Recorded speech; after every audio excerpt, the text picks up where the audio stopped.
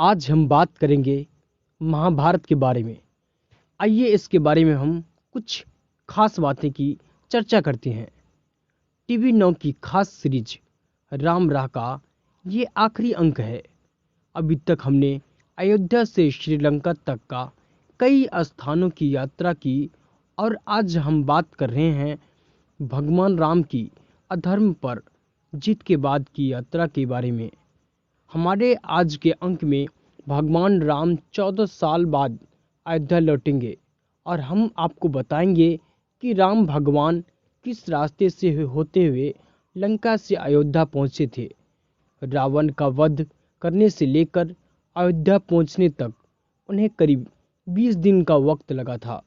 भगवान राम खास पुष्पक विमान के जरिए भाई लक्ष्मण और माता सीता के साथ अपने महल लौटे थे।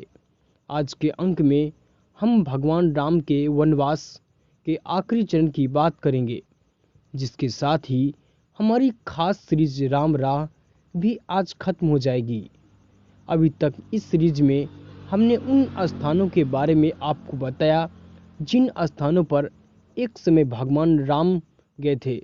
इस सीरीज में भगवान राम की अयोध्या से जनकपुर तक की यात्रा, अयोध्या से लंका तक की यात्रा, लंका में रामायण से जुड़े स्थान और भगवान राम के अयोध्या वापसी तक की यात्रा के बारे में बताया गया है। इस सीरीज में श्रीलंका की भी उन स्थानों के बारे में विस्तार से बताया गया है जो माता सीता से जुड़े हैं। पिछले अंक में क्या बताया था? अगर पिछले अंक की बात करें तो इस अंक में आपको श्रीलंका यात्रा पर लेकर गए थे। दरअसल अधिकतर रिपोर्ट्स में भगवान राम के अयोध्या से रामेश्वर राम तक की कहानी बताई जाती है, लेकिन हमने आपको श्रीलंका के भी स्थानों के बारे में बताया।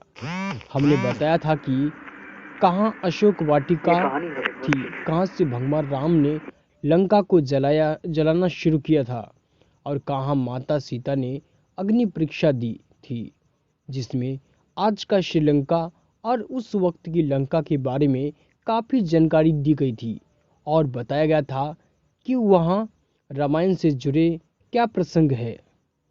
इस अंक में बात होगी भगवान राम के लंका से अयोध्या वापस आने की। इस अंक में हम बताएंगे कि किस तरह भगवान राम अयोध्या आए थे। इस अंक में भी रामायण के कुछ खास प्रसंगों से जुड़े स्थानों के बारे में आपको बताया चलेगा, जिसमें राम ने ब्रह्मा हत्या की तपस्या कहाँ की थी, भरत से मिलाप कहाँ हुआ था, धनुष कोटि में सेतु को क्यों तोड़ा था आदि प्रसंग शामिल है। तो जानते हैं अधर्म पर धर्म की जीत के बाद भगवान राम के अयोध्या पहुंचने तक की कहानी।